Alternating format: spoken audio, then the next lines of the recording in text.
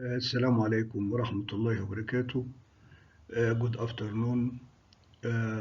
It's my pleasure to be with you today to give this talk about intermittent fasting as a driving force for anti-tumor immunity.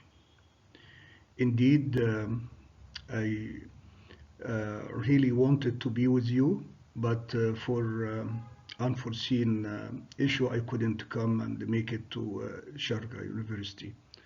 And I'm following the meeting. It's a very successful one, and hope everyone enjoy it. With you, Mohamed Lebib Salem, Professor of Immunology, Faculty of Science, Tanta University, and Director of Center of Excellence in Cancer Research, and the Chairman of Egyptian Society for Cancer Research. I founded the Center of Excellence in Cancer Research in 2013, and from that time I focused on cancer immunotherapy, plus of course other topics on anti-cancer drug discovery in cancer immunotherapy. I focus more on dendritic cell-based vaccination and the T-cell-based therapy, and explore how cancer cells escape from anti-tumor immunity, focusing on myeloid-derived suppressor cells and regulatory T cells. We use both animal models and also human biological samples from cancer patients. The outlines of my talk today is about fasting and the anti-tumor responses, fasting and anti-tumor immunity, fasting and immunosuppressor cells, fasting and stem cells, and then future direction. Due to the limited time, I will just give overview of each topic of these. The effect of different periods of intermittent fasting it's shown here in the case of short-term IF and long-term IF. In case of short-term IF, it induces ketones, autophagy, DNA repair, upregulated certain microRNA, and increased glucose protein synthesis, mTOR expression, and remodeled cell growth and functional issues. Of course, this depends on the periods of caloric intake restriction and the period of recovery after fasting. So eating, sleeping, and then fasting. The longer-term IF is similar effects, but with increased insulin sensitivity and body resistance, improved blood glucose homeostasis and lipid metabolism, and reduced abdominal fat and inflammation. This is the general overview of the effects of IF, either short-term or long-term. I'm not going to repeat. Of course, everybody talked about the effect of fasting on the body and the different forms of fasting. But surveying the studies I worked on, I can say fasting I can divide it on three main categories, which is fasting on alternate days, which is short-term intermittent fasting from 8 to 16 hours of daily fasting, then prolonged intermittent fasting, entire day fasting, or fasting within a time frame, for example, 1-2 days per week of total fasting, meeting up to 25% of calorie needs. So this is the different forms of IF. And when I went over the progression or the timeline of or the history of IF research, I found it started more than a century ago. And most of these studies actually focused on two things. One is I'm focusing on anti-tumor response and immunity. I found it's mostly in experimental animal model. For example, more than 100 years ago, they first described the beneficial effect of fasting on tumor in animals, and then in 1997, caloric restriction has a significant effect on aging, and so on. Then the studies started to look at immune response and the mechanism behind the anti-tumor immunity and the anti-tumor response. Until recently, several studies looked at the impact of fasting on regenerative properties of hematopoietic stem cells, and also tissue-specific stem cells, especially in GIT, as well as to look at how fasting affected the immunosuppressive microenvironment of tumor microenvironment. So it's a very long history, started 100 years ago, and is still working very fast and with accumulating very nice and interesting data. The hallmark, as you know, the hallmark for cancer, which is about from 10 to 13, starting from evading gross, sustaining proliferative signaling, evading gross receptors, avoiding immune destruction. All these hallmarks, cancer hallmark, can be interfered with fasting, especially certain hallmark like avoiding immune destruction and cell proliferation, and the tumor promoting inflammation. The fasting, the effect of fasting on healthy cells is a little bit different than the effect on cancer cells. In case of healthy cells, fasting release differential stress resistance. However, in cancer cells, it enhances differential stress sensitization, making cancer cells to be more susceptible to chemotherapy by increasing DNA damage and oxidative stress, especially either chemotherapy or radiotherapy. That's why short-term fasting can enhance anti-tumor immunity by interfering with most of these cancer hallmark. Overall, the effects of prolonged fasting on different system of the body in cancer patient include liver, brain, adipose tissues, and the muscles. In liver, glycogen, the increasing glycolysis induce pyruvate and then ketones, and this are transferred into brain and muscles, glucose and the ketones into brain. This induce synaptic plasticity, improved cognition, improved neurogenesis, reduce the inflammation, enhanced autophagy.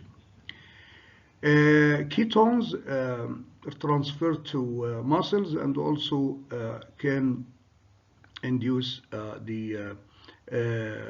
some certain enhanced autophagy and increased insulin sensitivity. This is combined with fatty acids coming from the metabolism of triglyceride in adipose tissue, and this also accompanied with a protein metabolism into amino acids, which then induce gluconeogenesis in liver. So this cycle actually is beneficial for the cancer patient in terms of the signature of metabolic molecules upon fasting. In cancer cells, the fasting induces certain pathways, including MAP kinase pathway, insulin and insulin growth factor. It reduces insulin growth factor, and reduce glucose, and as well as MAP kinase and heme oxygenase. These pathways, certain pathways, induce autophagy in cancer cells. And with chemotherapy induces DNA damage and p53 activation. So the combination of fasting and chemotherapy induce cell death, and this block the immunosuppressive cells like Treg cells and M2 type macrophage, which is similar to MDSC in human, and of course this release the regulatory or suppressor effects on cytotoxic CD8 T cells. So combination of fasting and chemotherapy in cancer patients or tumor-bearing animals showed the beneficial effect by inducing cancer cells, autophagy, and blocking the regulatory mechanism by immune cells. And this is the show the how a combination of fasting and chemotherapy, or even fasting mimicking diet, if MD can enhance the tumor eradication as chemotherapy does alone, but also restore the healthy cells. So this is because chemotherapy, of course, impact non-cancer cells. So fasting and the chemotherapy can induce both tumor eradication as well as restoration of normal cell function and integrity. And this restoration of the anti-tumor efficacy and the restoration of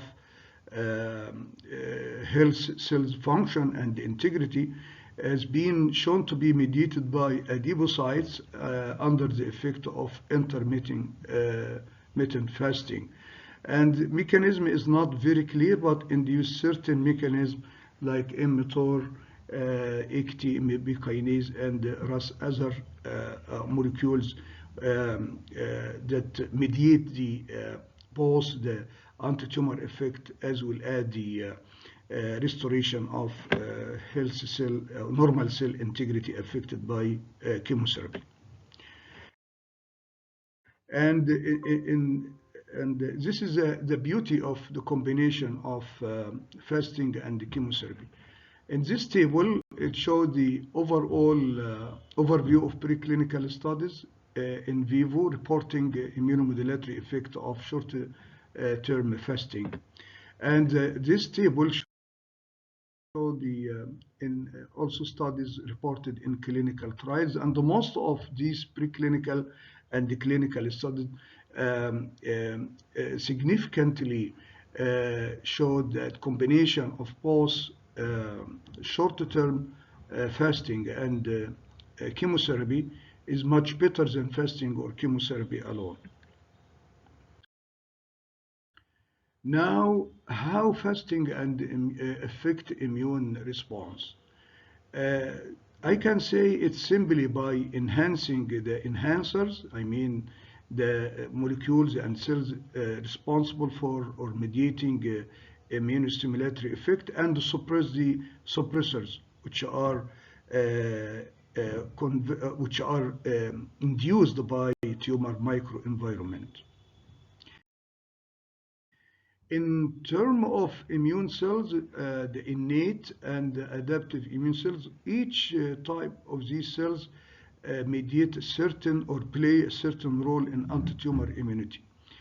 Especially dendritic cells, which bridge, and macrophage, which bridge the innate immunity and adaptive immune cells. And the most important cells here are T cells, and especially CD8 T cells, with the help of CD4, because as you know, CD8 T cells are the killer cells with specific anti-tumor immunity.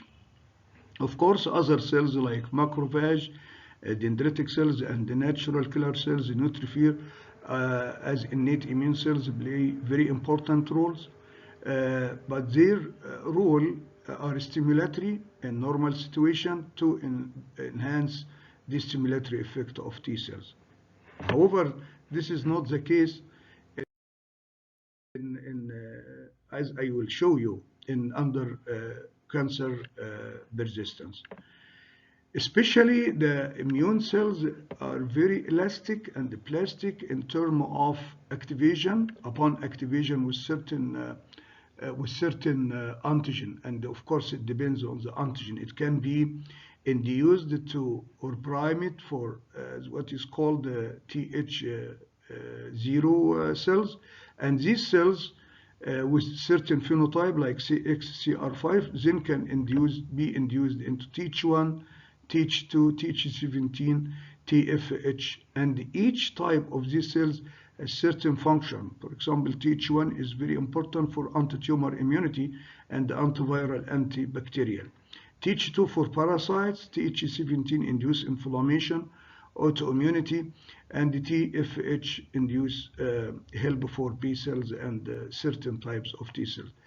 So this elasticity of T cells from naive to effector shape the anti-tumor immunity.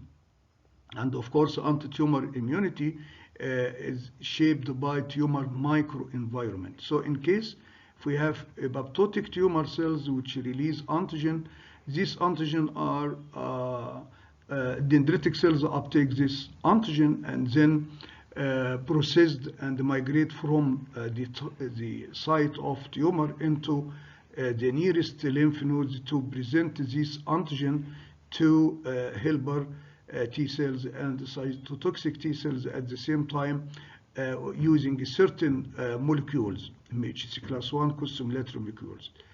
This is normally supposed to happen.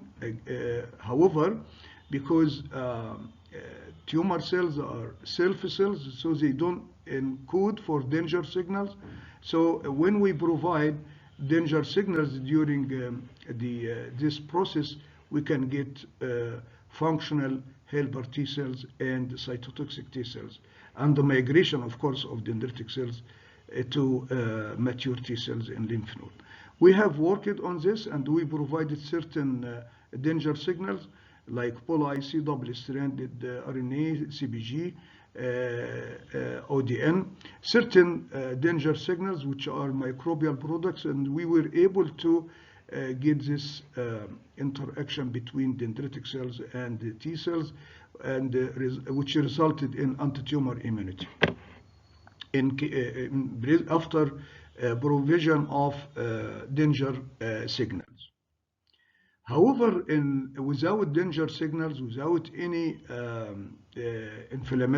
acute inflammatory cytokines, the tumor harbor or has what is called the tumor macrophage. Tumor microenvironment induce certain metabolic pathways, which results in certain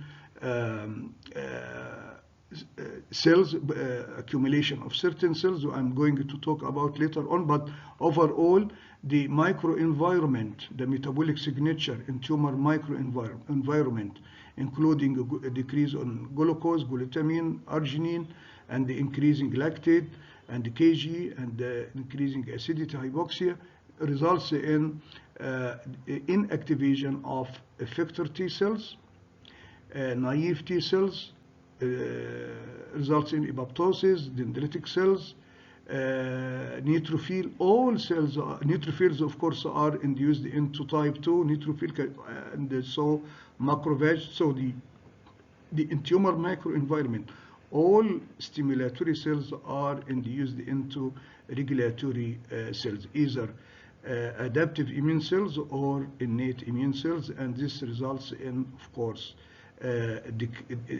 significant decrease in antigen presentation and interferon gamma, and increasing in inhibitory molecules, and this of course block the anti-tumor immunity. So the tumor microenvironment is very complicated, and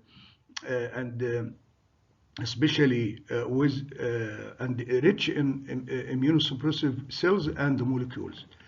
And this is in normal condition. This is tumor cells and how they induce this immunosuppressive cells from stimulatory cells.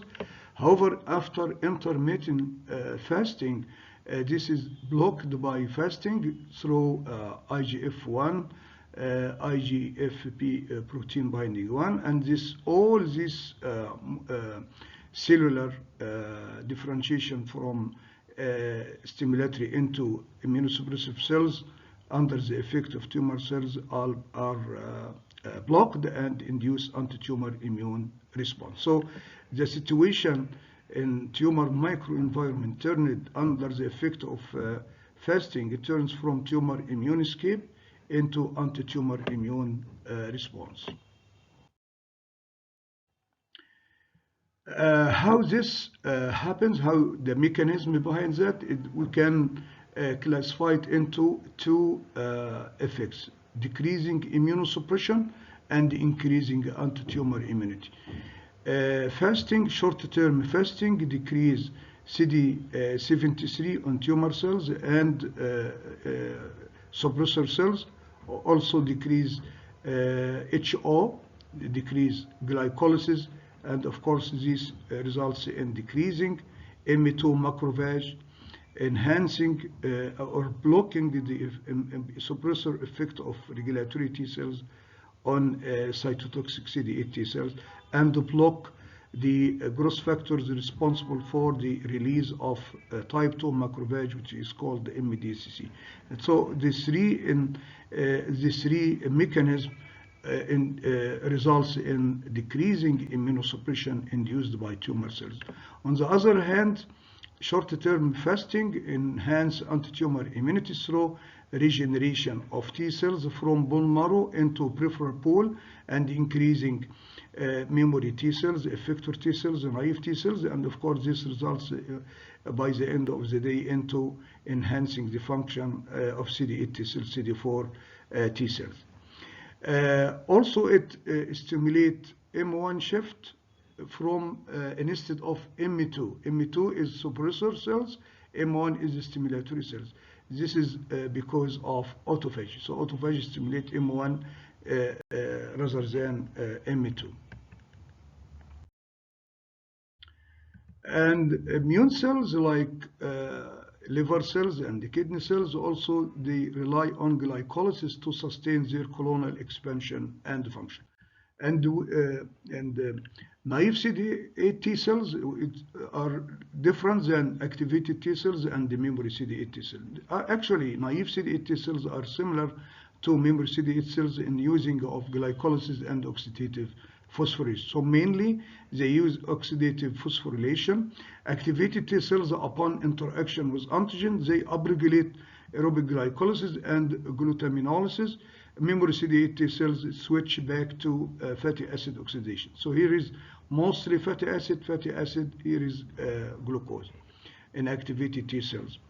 And this actually what happens in this is a glucose transporter, transport glucose, and then glucose to pyruvate, and then and the glutamine also in mitochondria is transferred to mitochondria form glutamate, and this induce the required energy in cells. This in naive T cells is immediately upregulated, and it switched into oxidative stress in case after activation of T cells and the binding of TCR to a certain antigen in presence of CD8 T cells. This is results in the switch and metabolic signature of T cells. So this rapid switch from naive in metabolism from naive to CD8 T cells require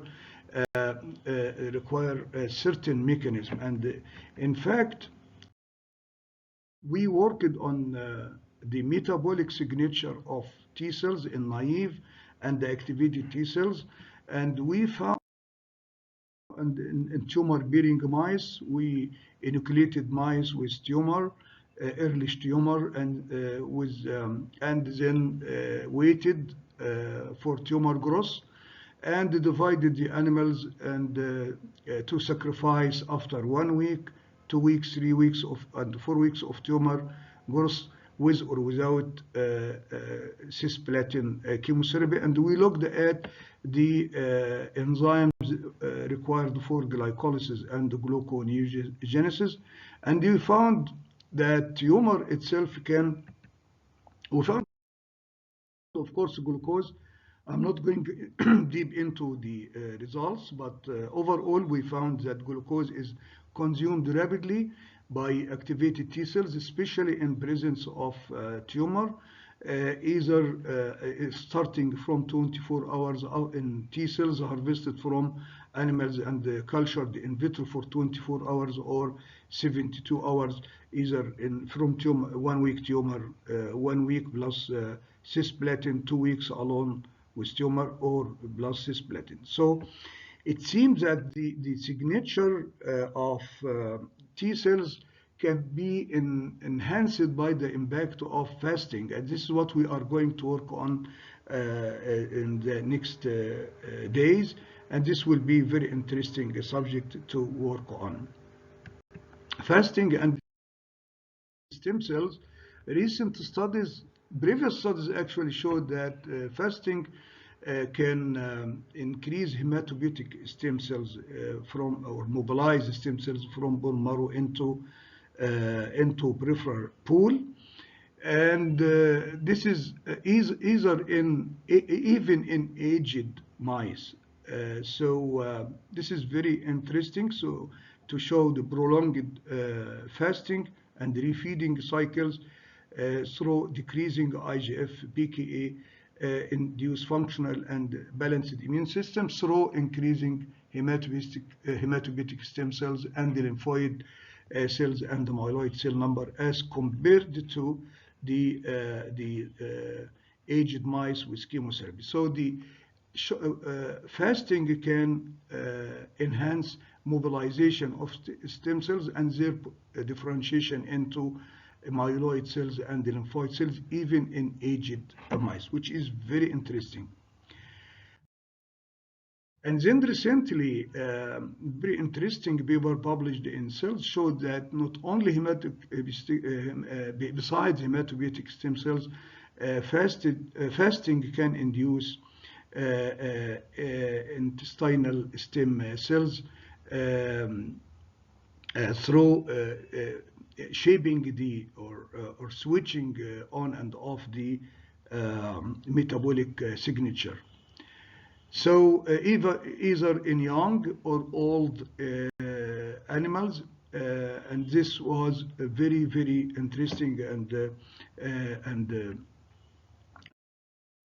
of course this was mediated by enhancing of lipid oxidation.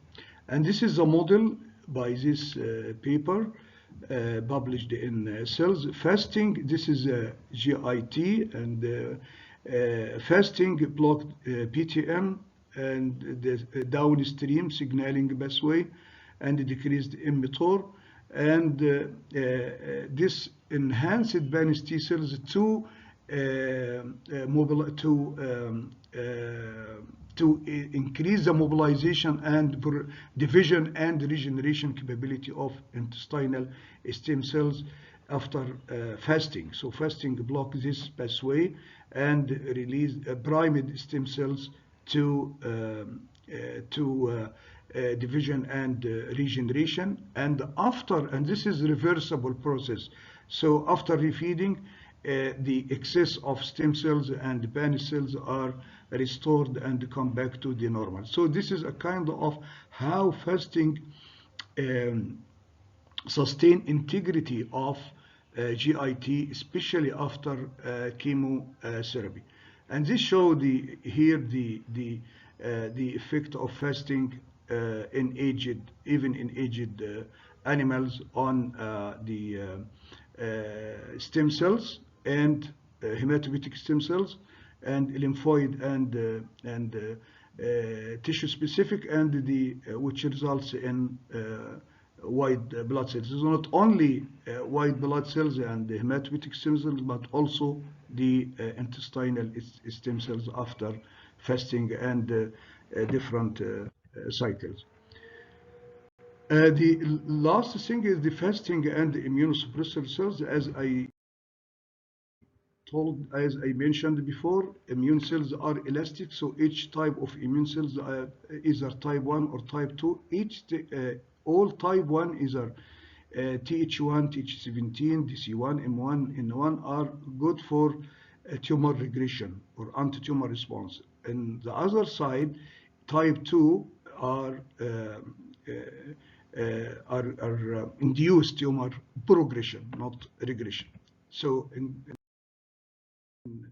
in tumor and the tumor suppressor cells include macrophages, which can be M1, M2. M2 are pro-tumor, wound healing, and anti-inflammatory, in opposite to M1, which induce anti-tumor and cytotoxic pro-inflammatory. And the type 2 or M2 T cells are called myeloid suppressor cells. Tumor cells produce TGF-beta IL-10, which of course block T cells, and regulatory T cells under this also produce the same cytokines, and these both block T cells, and the myeloid suppressor cells and similar to Treg cells also block T cells. Both regulatory myeloid derived suppressor cells and regulatory T cells are emerged in tumor microenvironment at high levels. We are my group actually has been focusing on MDSCC for almost 10 years now, and we found solid data that MDC are mobilized and become very suppressor in cancer patients, in different cancer patients through different mechanisms. This cartoon shows that in tumor induced MDSCC, and the MDSCC produce different growth factors which induce tumor growth, as well as block all stimulatory cells and switch it into type 2. And of course, this induces T cell function through reducing IDO and tryptophan and glutamine by T cells, which are required. These two amino acids are required for T cell function. So this interaction between tumor growth, MDSCC, and the T cells and the other myeloid cells is very, very important, and can be determined for anti-tumor immunity. Besides, recent studies show that tumor can induce peripheral blood mononuclear cells released from bone marrow can be turned into MDSCC under ferroptosis. And the ferroptosis also by MDSCC induce blocking of T cell activation, blocking T cell proliferation, and induce tumor-associated macrophage, which is type 2, and this is, of course, enhanced tumor growth. So MDSCC play a critical role as immunosuppressor cells and the tumor and enhancing the tumor growth. I'm not going because of the time to talk more about that, but the accumulated evidence showed that either caloric restriction or short-term fasting induce certain mechanism on tumor cells and in MDSCC itself to block the suppressor function of MDSCC and their pro-tumor function for tumor growth. Some effect like decreasing CD73 on tumor cells and decreasing HO, heme oxygenase, and decreasing, which is responsible for differentiation of M1 to M2, lower the glycolysis, and increasing the mobilization of lymphoid progenitors and naive T cells from bone marrow. So in overall short-term fasting induce or block the function of MDSC, and not only function but their trafficking into tumor microenvironment through decreasing the CD205, which is responsible for migration of MDSC into tumor microenvironment, and also induce some metabolic signature in these cells. And this figure shows the decreasing of trafficking molecules and the glucose metabolism and increasing apoptosis of MDSC by short-term fasting, which resulted in several tumor models into anti-tumor immunity and cancer regression. Interestingly, when MDSC are infused back into the fasting tumor animal bearing tumor, the effect is blocked. So it's very clear that these cells are very important. So in human, we have been in cancer patient, we have been working in MDC, and we found high number of cells in overall cancer, and based on these cells, the number of these cells increased based on stage and even after chemotherapy, and also based on the tumor burden, more cells, either relative and absolute numbers, and this is the different stage in breast cancer.